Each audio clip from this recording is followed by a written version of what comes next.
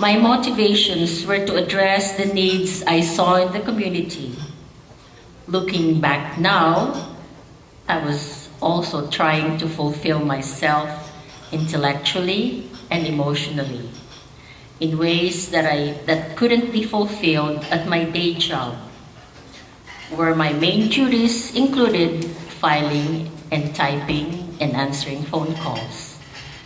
I can definitely relate to fellow immigrants who are unemployed, underemployed, and getting de-skilled year after year, and I appreciate the work that CASJ has done to highlight this issue. In addition to that, I believe that my rise in politics also had something to do with the particular culture and geography found in Winnipeg and in Manitoba. As the saying goes, maybe there's something in the water there that can account for why the city's over 40,000 Filipino population is thriving so well. Filipinos in Winnipeg have their own radio station programs, a community center, and many are thriving business people. Winnipeg has been able to produce elected Filipino politicians at every level of government, and the community can mobilize to raise funds in the tens of thousands for Philippine disasters.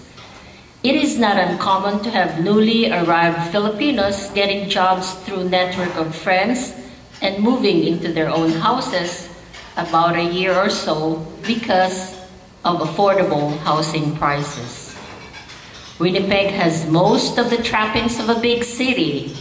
It has its own ballet, with the word royal before its name, opera company, symphony orchestra, high-rises, 5 universities in the province, and many more.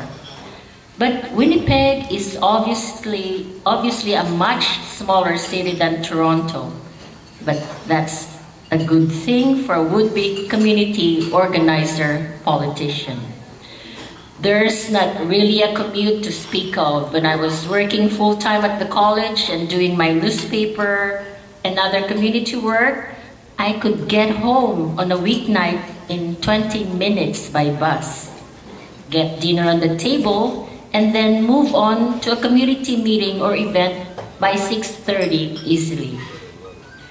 Winnipeg has a strong history of collective action. The General Strike of 1919, the Canadian Women's Movement has had strong roots in Winnipeg as well.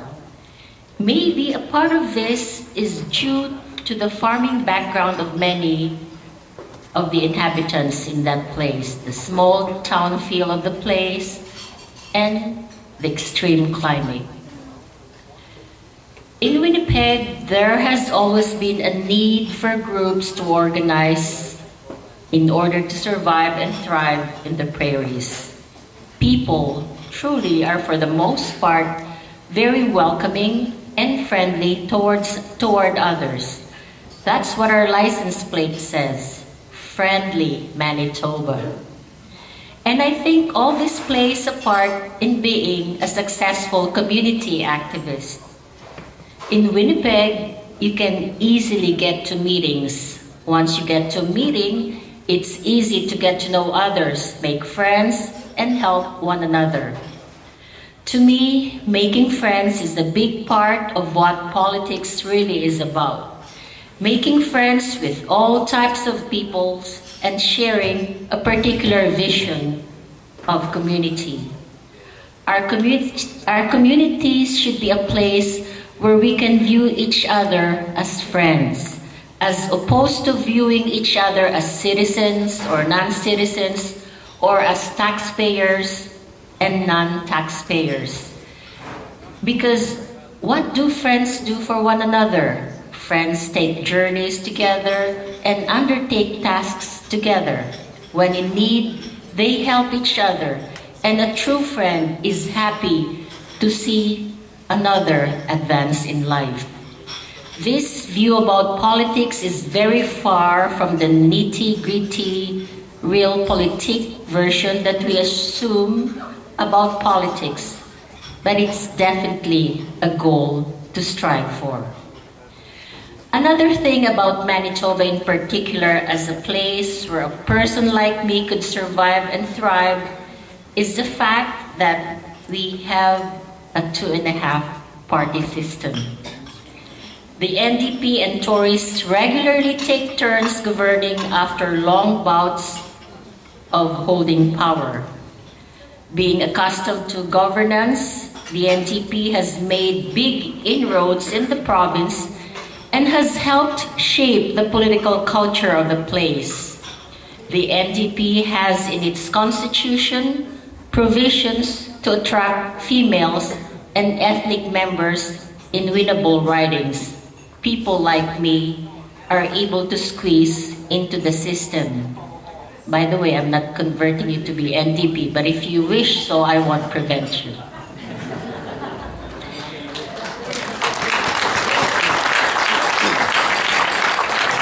And since the NDP's principles and priorities resonate with mine, being a member of this NDP government hasn't dramatically changed my priorities away from my community activism, for the most part.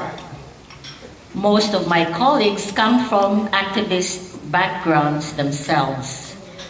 That was a question that tonight's organizers wanted me to address. How have I been able to balance between my priorities as a person committed to Philippine issues with the demands of being a mainstream politician? Most of the times these priorities don't compete in a big way. For instance, when Bayan Muna Congressman Satur Ocampo visited the province, the Premier and several cabinet ministers were honored to hear him speak about the Stop the Killings campaign. But sometimes these priorities do compete. For instance, was it last year or the year before, the premiere of the Ducot screening in Winnipeg, I plan to publish a very strong message condemning the extrajudicial killings in the Philippines.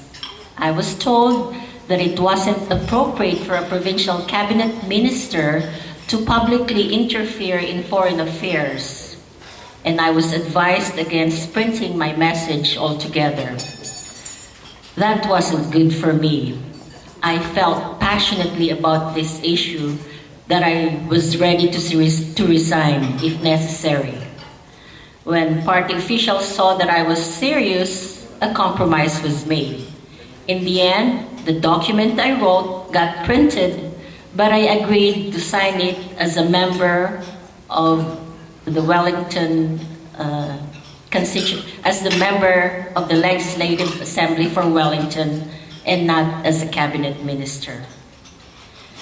The truth is, when these priorities compete, it's difficult to strike a balance between activism. It's difficult to strike a balance between activism and mainstream politics. Ultimately, when push comes to shove, I found that I had to choose one over the other. But that choice is surprisingly easy for me. While the political career with all its trappings can be very nice, I know that it can go as easily as it came, and so I'm willing to let it go. What will remain is the work that still needs to be done in our communities and the political principles behind them. And at the end of it all, I'll be left with what we all have inside: our personal integrity, our conscience, and the principles we're passionate about. This is what I'm guided by. Where I have compromised my previous activism work is on time spent on it.